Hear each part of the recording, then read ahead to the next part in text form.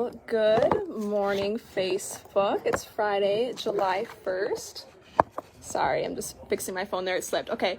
Good morning. It's Friday, July 1st. Up ahead is our 4th of July weekend. I'm Genna Scott. I'm taking over for Say today on the Facebook Live. So let's just get right into it. So starting today, as we get closer to the 4th of July weekend, as I just mentioned, officers across North Dakota are encouraging you to click it or ticket. So that's the message they're trying to spread to prevent deaths on the road.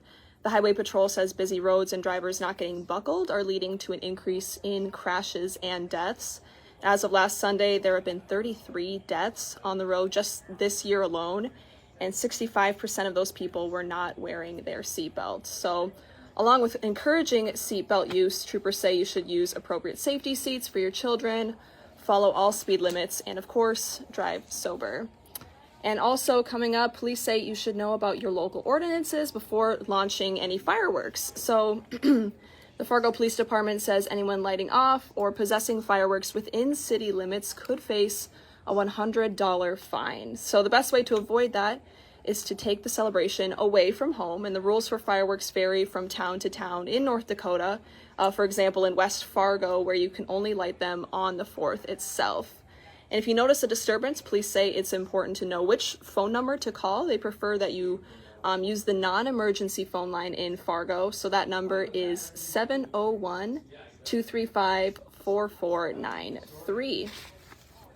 All right, and also North Dakota Game and Fish is asking you to not drink and boat. The department is participating in Operation Dry Water. So that's Game and Fish leaders are saying the goal of that is to lessen the number of accidents and deaths on the lakes and rivers where alcohol or drugs are a factor. And we also dug into some numbers here from the U.S. Coast Guard that go back over the last 5 years, and we decided to compare both North Dakota and Minnesota stats. So from 2017 to last year, you can see North Dakota had a total of 75 boating accidents, with the highest being 18 in 2020. And of those accidents, only 11 of those were deadly. Over in Minnesota, not quite the same story. Nearly 500 accidents happened over the last 5 years, with 70 of those ones being deadly. Game and Fish also recommends to try to reverse that trend. You can take its online boating safety course. Their website is gf.nd.gov. There are links there where you can find the order of the course for a small fee.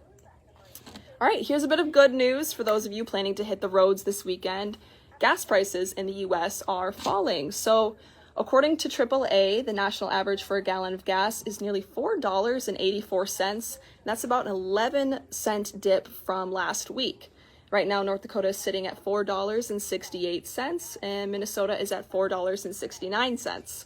Analysts say lower oil prices and the fear of a potential recession are helping those gas prices to drop. And now just right after the show today, we actually got an email into the newsroom. It's a news release from the Minnesota Department of Transportation. So I'm going to just read off the email here for you guys. Westbound Interstate I-94 is closed between exit 54 and exit 50. That's near Fergus Falls. That's due to a jackknifed semi. Traffic should follow signed interstate alternate routes.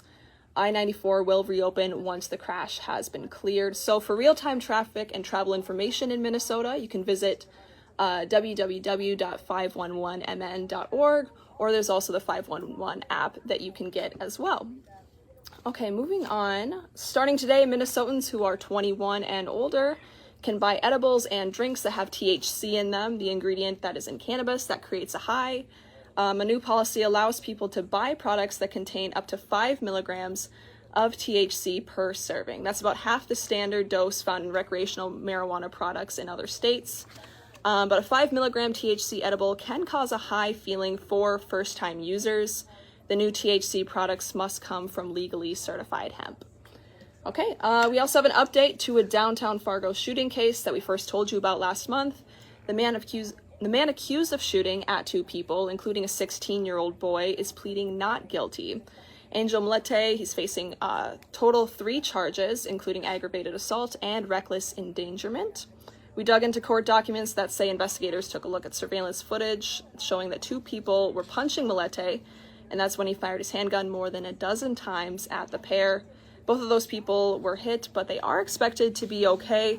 Molete. He will be in court this September.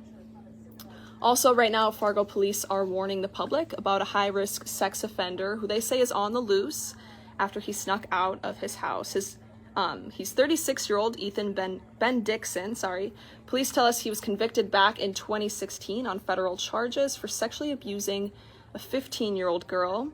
Officers describe him as 5'11", Native American man with brown eyes and black hair, and police say he could be anywhere, so if you see him, do not approach him. Instead, call 911 and tell police where you saw him, plus the direction that he was going. Also, right now, Minneapolis Fire Department is investigating a fire and explosion near the University of Minnesota. Firefighters were called out to a fire in the basement of a fraternity house around 3. That was yesterday afternoon. And while they were putting out those flames, several reports came in of a sewer explosion that blew manhole covers off the same road. Investigators believe there was a gas spill into the sewer, which might have led to the explosion after the fire. And people in the area also were reporting a strong smell of gasoline for more than an hour after the explosion, but thankfully no one was hurt.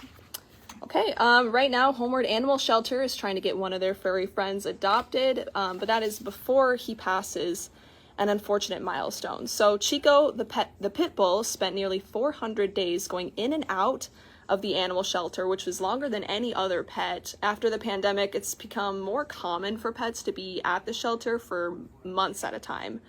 Homeward Animal Shelter says they're urgently needing to get dogs like Chico adopted. So if you are interested in adopting, you can visit their website. That's homewardonline.org.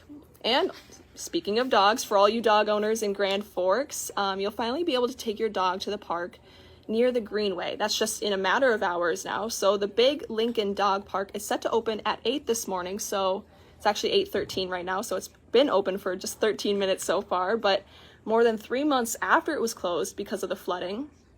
The Big Lincoln Dog Park is set to open at 8. That's more than 3 months after it was closed because of flooding. And although the large park will be open, the smaller park will still be closed. Okay, so finishing up here, Dom is on Hot Mic later today from 9 this morning until 11 on WDAY Extra and InForum.com. He's talking baseball in Dilworth. There's going to be games there all day.